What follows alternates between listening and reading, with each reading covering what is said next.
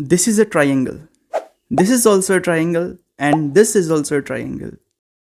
And what's more fascinating is its interior angle sum is 180 degrees, but this has 270 degrees, and this has 0. But wait a second. Where are the straight lines, and what about the angle sum property? And 0? Seriously? We can answer all of these questions, and a few days back I uploaded a video regarding this, and one of my viewers asked the same question. So let's start from the beginning. The story dates back around 300 BC, when the Greek mathematician Euclid decided to collect all the mathematics known at that time and to create the one book that contains everything that everyone knows about mathematics at that time. And he came up with the Elements, the book which has been published in more editions than any other book till today except the Bible. But when Euclid started, there was a bit of problem with mathematics. Mathematicians proved things, but they were going around the circles. It was like something has to be defined using some other things. And what are those other things? Those other things has again to be defined using some more other things, and the loop continued. It's like the words in a dictionary are defined using some other words. So how do you get to the ground truth? Euclid used the approach that was pioneered by Greeks. Let's just accept a few of the most simple and basic things as being true. These are our postulates. And using these postulates and logics and inductive reasoning, we can prove other things called the theorems. So, as long as our first statements are true, then everything else that follows from them must be true. Euclid used this method when he published his 13-book series called The Elements, in which he proved 465 theorems covering almost all of the mathematics known at that time, including geometry and number theory. And all these theorems depended upon were some definitions, a few common notions, and 5 postulates. The book 1 starts with definitions like: a point is that which has no part. A line is a breadthless length. Ends of a line are called points. A straight line is a line which lies evenly within the points on itself. And so on and so forth. He got 23 definitions and then his 5 famous postulates, which are the major points of importance for us today. Not only for this video, but to understand our own universe. Because almost all of the modern physics relies upon what coordinate system we are using, whose foundation was led by Euclid. The first 4 are simple. The first one is, if you have 2 points, then you can draw a straight line between them. You have a straight line, you can extend it infinitely. Given a center and a radius, you can draw a circle. And the fourth one is, all the right angles are equal to each other. And then the postulate 5, which is the big one. It says, if a straight line falling on 2 straight lines makes the interior angles on the same side less than 180 degrees, then the 2 lines, if produced infinitely, meet on that side on which the angle sum is less than 180 degrees. But wait, that doesn't seem like a postulate. All of the other 4 are not even full sentences and are completely obvious statements. And here it goes like a full paragraph. What is he doing? This made mathematicians suspicious. It seemed like Euclid made a mistake. And instead of a postulate, it should be a theorem. And if it's a theorem, then it should be proved. And that's what many mathematicians did. They tried to prove it. And some of them even thought that they have proved it, but they hadn't. Instead, they just restated it in different forms. And one of them is, if you have a straight line and a point not on that line, then there is a unique line that passes through that point and is parallel to the first line. And in total, it kept mathematicians busy for more than 2000 years, and everyone who tried to prove it failed. Then around 1820, Jonas Bola, a 17-year-old student, started spending his time working on this mystery. His father became worried about him and wrote to his son, "You must not attempt this approach to parallels.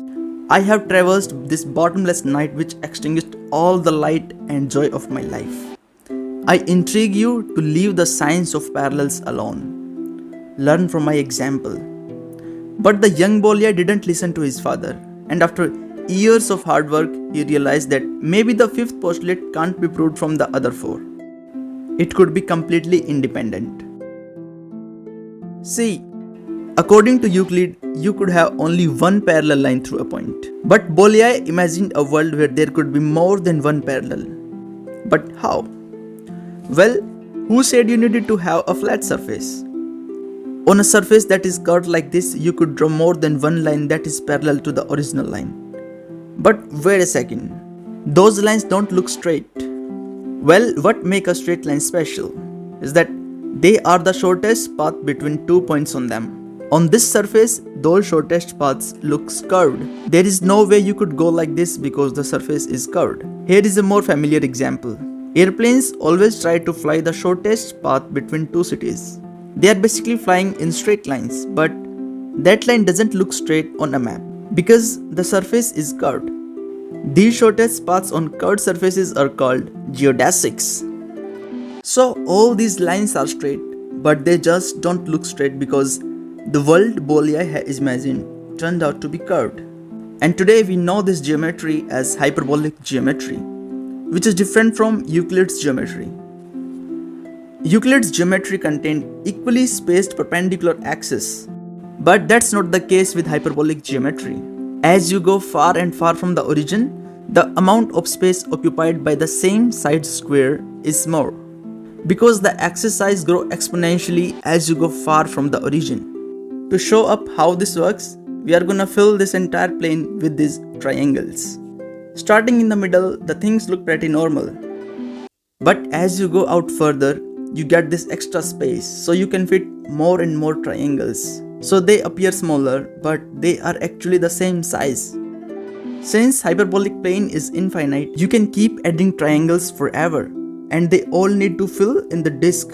So as you get closer to the edge, triangles will appear smaller and smaller and smaller and infinitely smaller and never ending. This is known as Pointcar disk model. Here straight lines are arcs of the circles that intersect the disk at 90 degrees. And just like our original figure, a straight line in the middle appears straight and the straight line next to it appears to curve away. But Bola at that time didn't have a model of hyperbolic geometry yet. He was just trying Euclidean triangles with the assumption that Euclid's fifth postulate didn't hold. And Bola found that the behavior of hyperbolic geometry was different from Euclid's.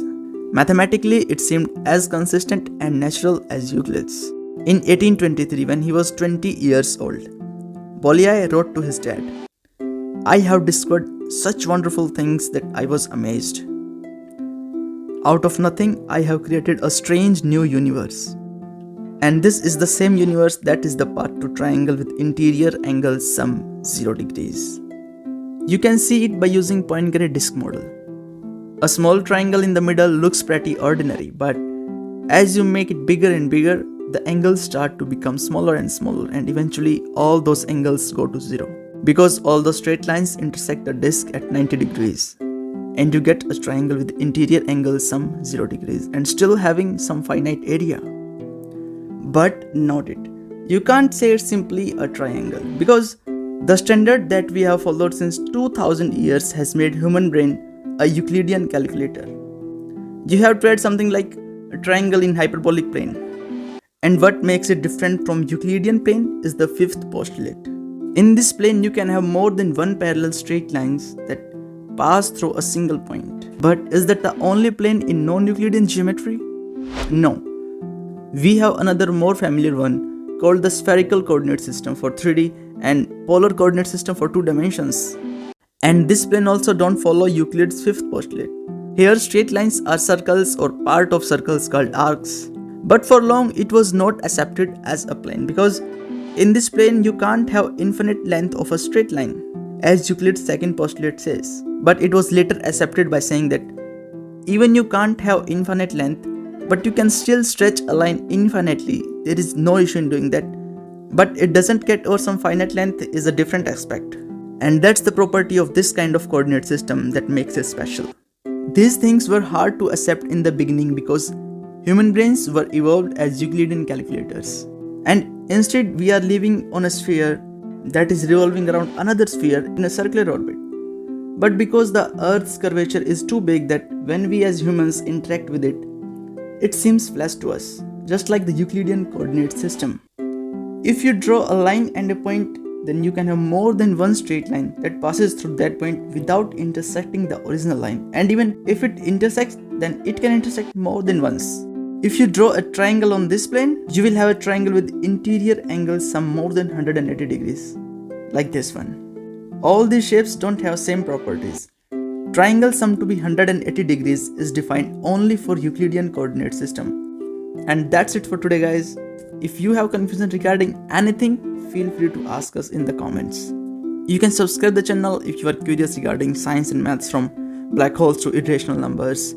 And your thumbs up to the video gives pathway to the YouTube algorithm and motivation to us. You can check out this video on your screen which explains the controversy between Isaac Newton and Leibniz regarding who invented calculus. Thank you. Bye bye. Have a nice day.